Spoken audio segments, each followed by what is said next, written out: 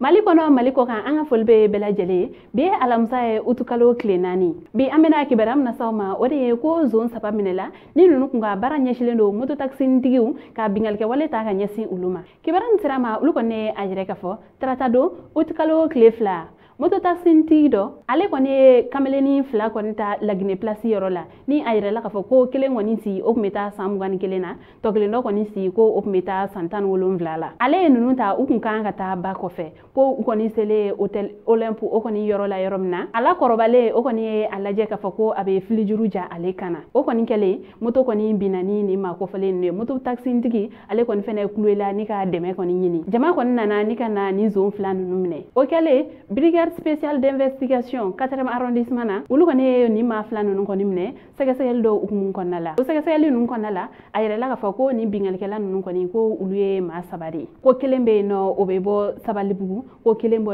ko obebo mamare bugu ko nunu koni ka bara belndo mobli ko ale ni tayare ma ko ga ko o koni te nunu nya ko fo uga zonya bara ko o fan fara ubulo dala sega lu konala o kele nga ayre ka fo ko uye ma sabari 4e arrondissement police ulu koni fene bara ko ni bulda ni gata ama sabana ko ni nyini tege dara o kan ame wati mine go sam fintigila ka ulu ko ni klala ni ma sabanna uye uga konya ko ndi commune 5 ale ko ni tribunal mo goma oni nyangilim ka kan o kada o kan ambalma oni ki werane ko mambolo kada o kluka ani che aka kuloma jala o kan be anyogona were